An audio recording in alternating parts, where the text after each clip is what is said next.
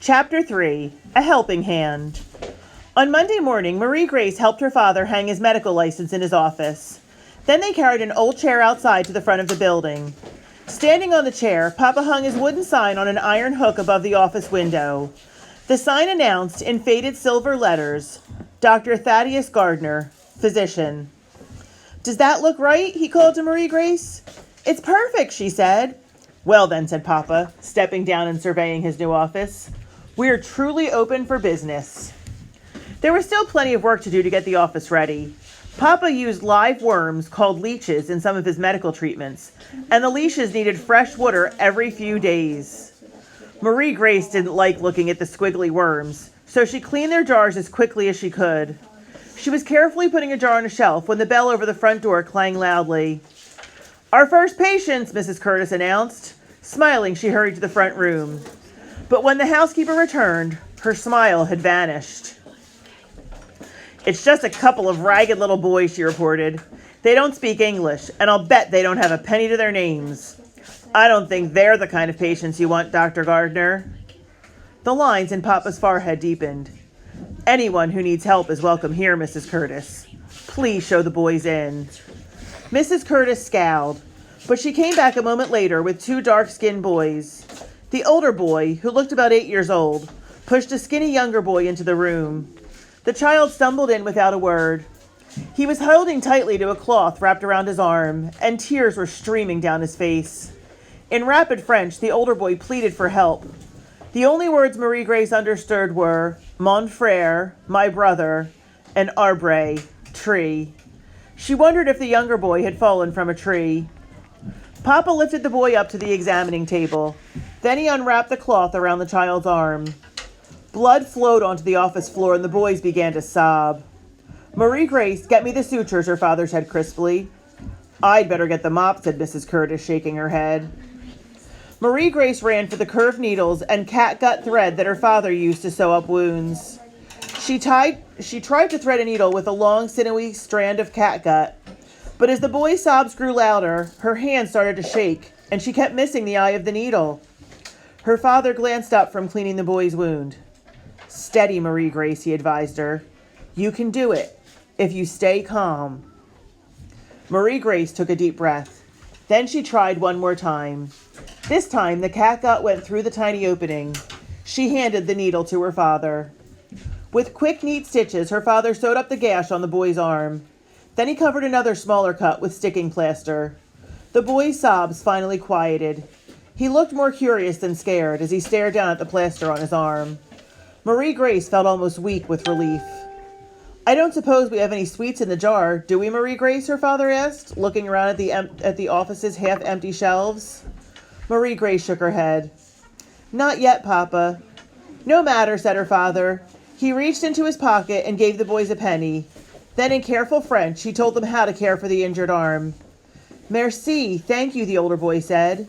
Then he hurried his little brother out of the room. Mrs. Curtis finished wiping the floor.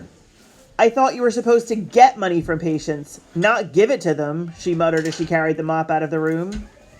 After Papa finished putting away the sticking plaster, he turned to Marie Grace.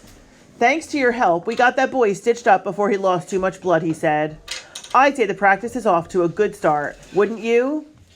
Marie Grace was cutting another length of catgut. She wanted to have a needle ready the next time her father needed her help. Her hands were steady now, and she easily slipped the catgut through the needle's eye. Smiling, she looked up at her father. "Yes, indeed, Papa." Over the next few days, Marie Grace assisted her father in his office and helped Mrs. Curtis with chores. Every morning, Marie Grace and Argos went with Mrs. Curtis to the French Market, a busy open-air market just a few blocks from their home. Mrs. Curtis walked slowly because her knees were stiff with arthritis.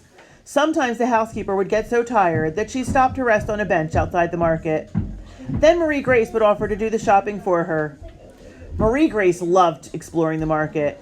Near the entrance, Choctaw Indian women wearing beautiful beaded necklaces sold filet powder for gumbos.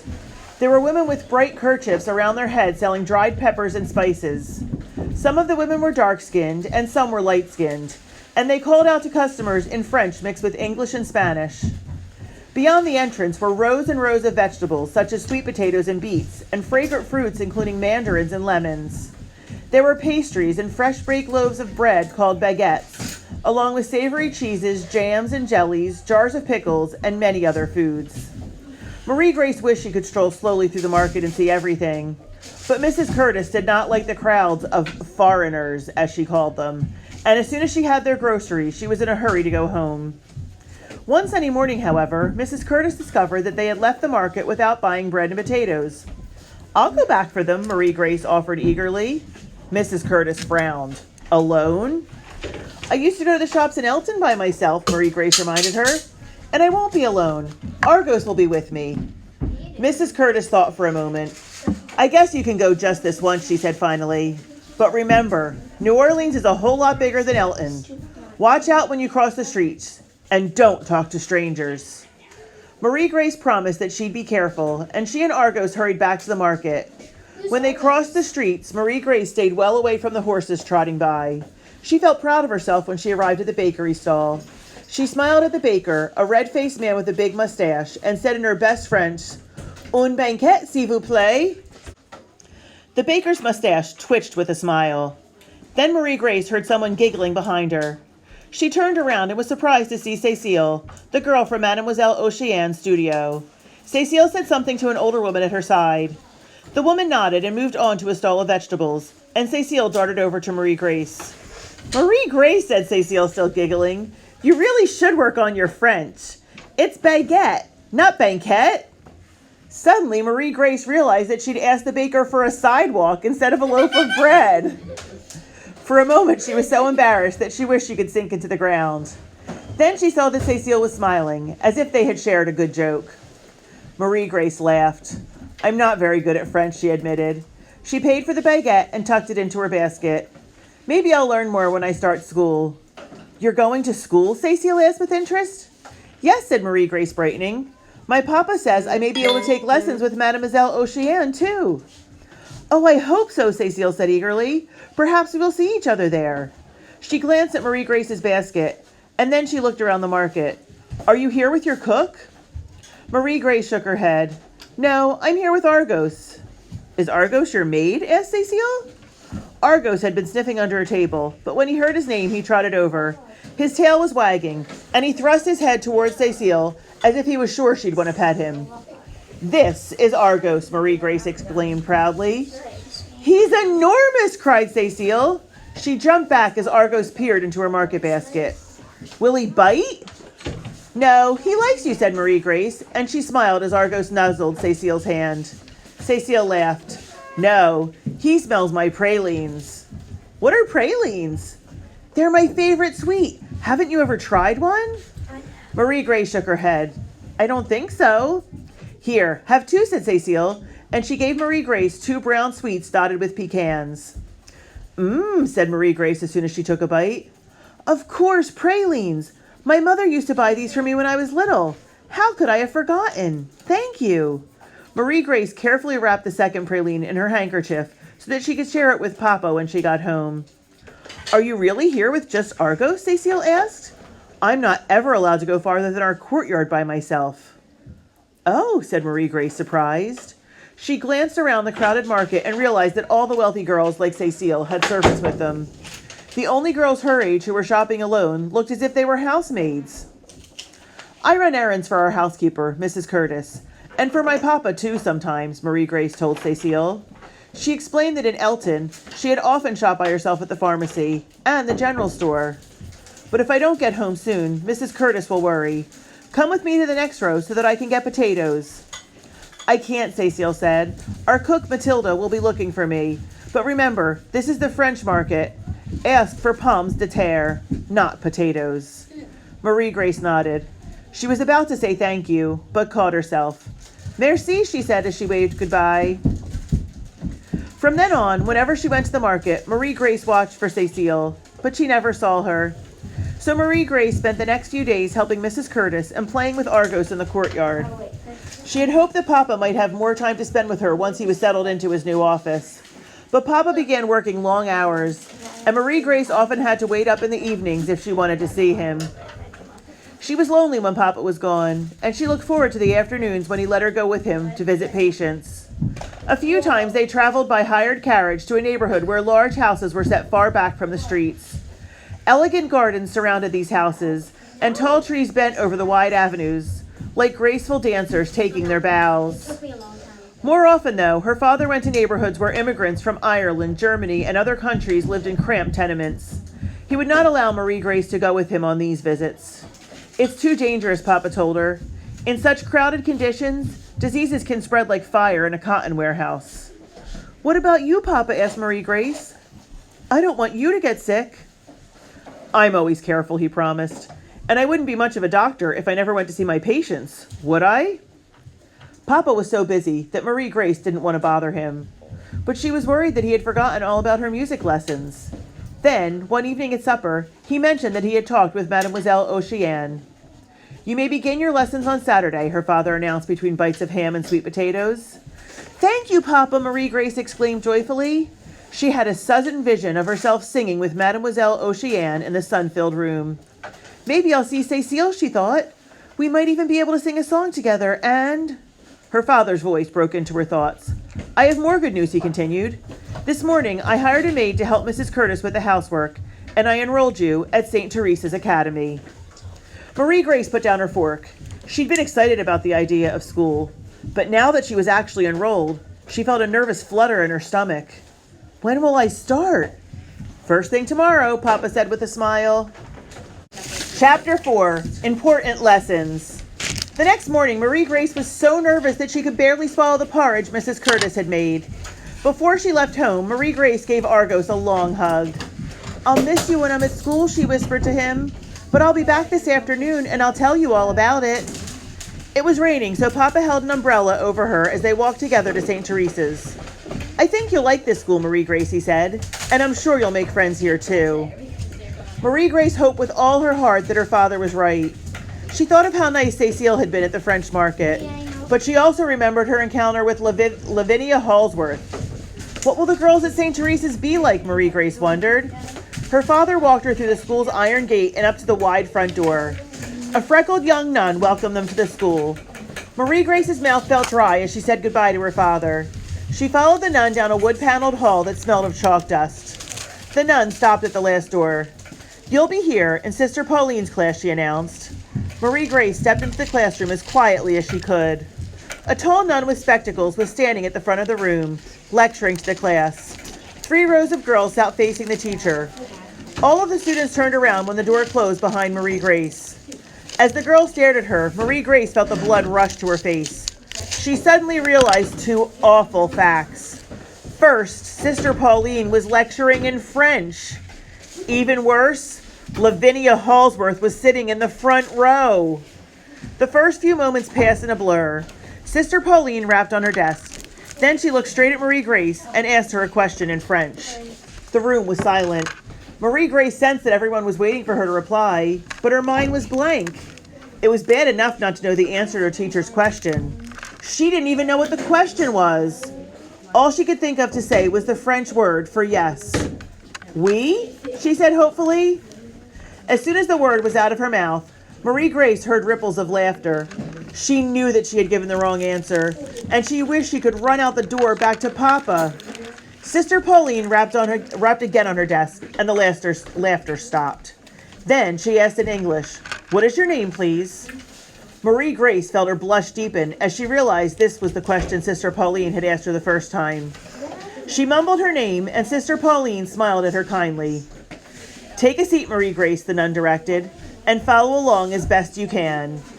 As the other girls turned to face the front of the room, Marie Grace looked for a place to sit. The only empty seat was in the middle row, at a double desk next to a skinny girl with curly brown hair. Marie Grace quickly slid in next to the girl. "We're on this page," murmured the girl, tilting her book so that Marie Grace could see it. When Marie Grace glanced down at the page, she felt her stomach flip-flop. It was all written in French. Lavinia whispered something to a girl with red hair. When the girl burst into giggles, Sister Pauline frowned at her. "Silence, please, Sophronia. You may welcome our new student at lunchtime. Now, let's return to our French lesson." As the class continued, Marie Grace struggled to follow along. She found herself recognizing some French words and phrases, but not nearly enough to understand the lesson. She was relieved when Sister Pauline taught the arithmetic lesson in English. At least I can understand this, Marie Grace thought as she read the problem Sister Pauline wrote on the board. Papa had taught her arithmetic at home, and whenever she went shopping, she had to add and subtract in her head. Now Marie Grace discovered that while the other girls in the class seemed to be struggling, she solved the problems easily. The hardest test came at lunchtime. The rain had stopped, and Marie Grace took the basket that Mrs. Curtis had packed and followed the other girls out to the courtyard. It was a pleasant space, with a view of the gardens and the stables in the back of the convent. There were benches arranged around a fountain, and the girls gathered in tight clusters, talking and laughing. On one bench, girls in the back of the classroom were chattering together in French. Marie Grace did not want to embarrass herself by trying to speak French again, so she continued past them. Lavinia, Sophronia, and 3 other girls from the front row were sitting together and chatting in English. Marie Grace smiled hopefully at them as she approached the group, but when Lavinia saw Marie Grace, she spread out her skirt so that there was no extra room on the bench. Marie Grace continued walking. On the farthest bench, she found the girl with curly brown hair whose book she had shared in class. The girl was studying her spelling lesson and eating a biscuit by herself. Marie Grace stopped in front of her. The girl glanced up. "You can sit here if you want," she said with an Irish accent, "but you might not want to." "Why not?" Marie Grace asked. With a bounce of her curls, the girl jerked her head toward Lavinia and her friends. "All the rich American girls who live in fancy houses sit over there." Then she gestured toward the other bench. "And all the girls from New Orleans sit over there. They talk French so fast that nobody else can understand them."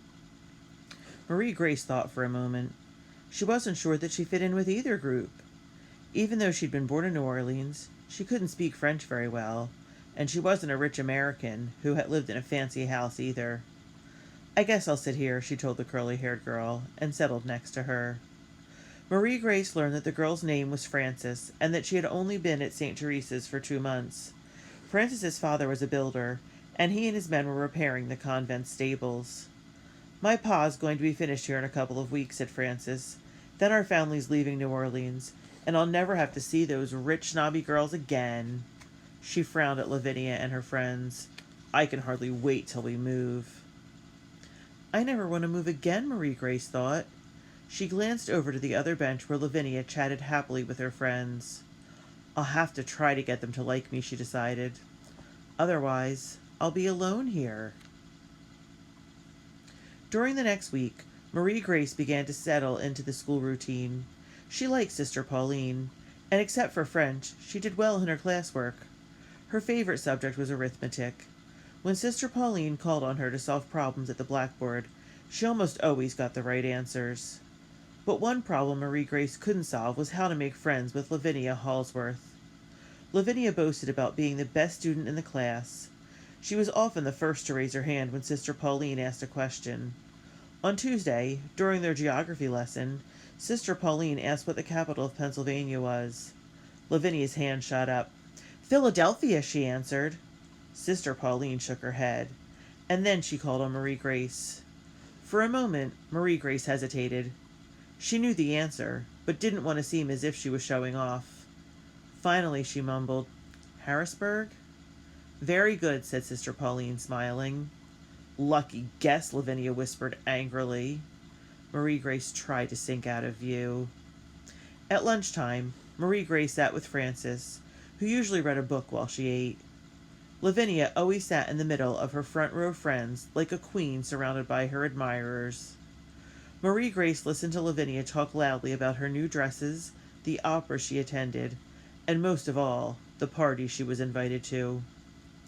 "I have the most wonderful costume for Mardi Gras," Lavinia announced to her friends. "You'll never guess what I am going to be."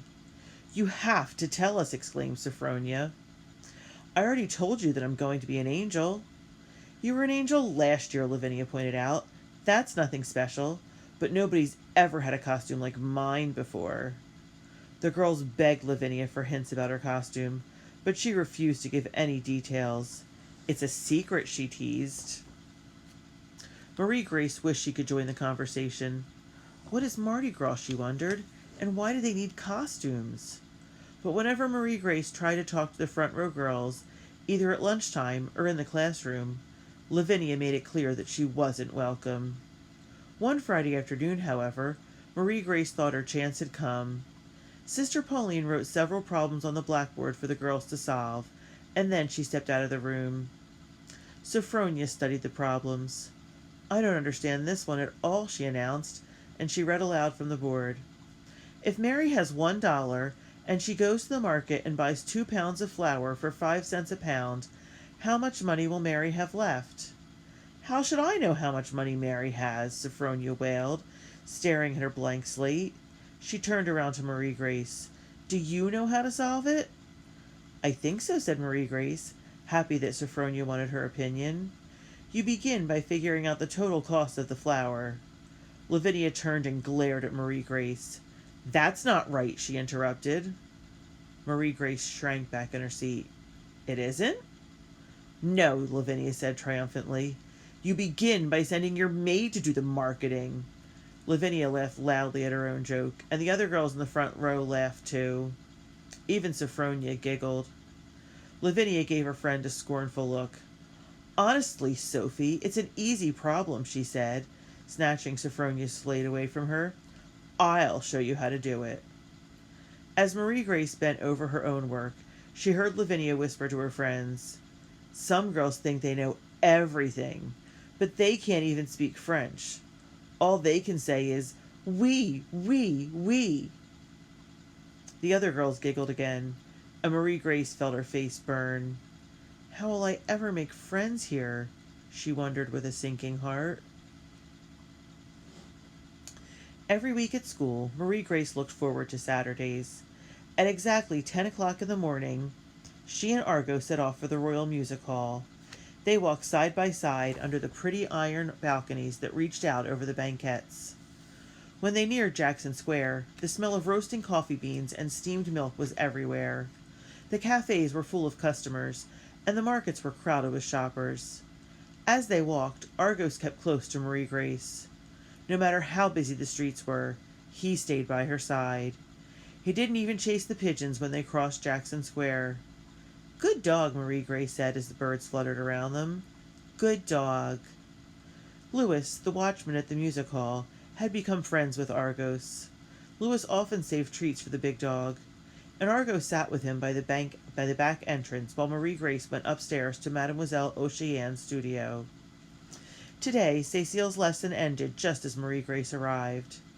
Marie Grace waited outside the studio until Cecile finished. Cecile rushed out with a big smile and said, "Bonjour, comment vas-tu?" Then she repeated herself in English. "Hello, how are you?" Marie Grace smiled and answered in English. "I'm very well, thank you. How are you?" Then she practiced her French with Cecile, who gently corrected her pronunciation and taught her new words and expressions. I wish the girls at school were as kind as Cecile, Marie Grace thought. All week, Marie Grace looked forward to seeing Cecile. The two girls never ran out of things to talk about. Cecile told Marie Grace about her busy household, her lessons with her tutor, and her pet parrot. Marie Grace, in turn, told Cecile about helping her father in his office, Mrs. Curtis's grumblings about cooking strange New Orleans food, and Argos's latest adventures. "I'm sorry we cannot talk longer," Cecile always said when Ellen came to fetch her. Marie Grace was sorry too. It was time for her own lesson next, though, and it was wonderful to sing with Mademoiselle Oceane. The lesson was fun, but it was also hard work.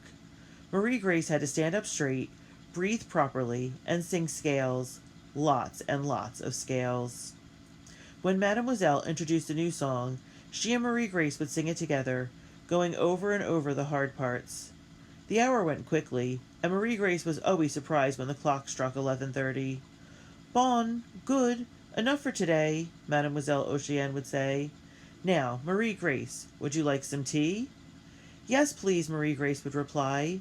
She loved talking with Mademoiselle Oceane, and they had become friends outside the studio, too. When Uncle Luke Steamboat had been in New Orleans recently, he had brought Mademoiselle Oceane to the gardener's house for tea. Since Papa and Marie Grace hardly ever had guests, it had been a special occasion. Marie Grace had been allowed to wear her best dress and serve little ice cakes to everyone. Today, Mademoiselle smiled as she poured a cup of steaming hot tea for Marie Grace. "I am so happy," she said. "Your uncle wrote that he will be back in New Orleans in time for the Mardi Gras balls." Marie Grace put a lump of sugar into her tea. "I've heard girls at school talking about Mardi Gras. What is it?" "Mardi Gras means Fat Tuesday," Mademoiselle explained. "We have dances, parties, and wonderful food on Mardi Gras, because it's the last day before the holy season of Lent begins. Then after the 40 days of Lent, of course, we celebrate Easter." "Oh," said Marie Grace, still a bit confused. She remembered how Lavinia had boasted about her secret costume. "Does everyone dress in costumes?" Mademoiselle nodded. "Many people spend weeks planning what they will wear," she said. "The balls are very grand events. There are even special balls for children." "Really?" exclaimed Marie Grace. She had read about fancy balls in fairy tales. She imagined how exciting it would be to go to one, especially a costume ball. "It sounds wonderful." "Yes," Mademoiselle agreed. Then she set her teacup down carefully in its saucer. "But you need an invitation to attend. Perhaps, though—" Mademoiselle's voice trailed off. Marie Grace did not wait for her to continue. She knew that invitations were for girls like Lavinia, who lived in fancy houses and belonged to the best society. Marie Grace shrugged. "I would never know what to do at a ball anyway, and I'd never have a costume to wear either." "Do not say never," Mademoiselle chided her gently. "Mardi Gras is magical. You never know what might happen." Her blue-green eyes sparkled as she pulled a piece of paper from her music book. "Now, here is your uncle's letter, Cherie," she said. "He sends his love to you and says he will take us both for a carriage ride when he returns. He is a very nice man, non?" "No, I mean yes," Marie Grace agreed. She had a sudden happy thought. "Are you and Uncle Luke going to get married?" Mademoiselle's cheeks went bright red. "It is too soon to talk of such things," she protested. But she was smiling as she put Uncle Luke's letter away.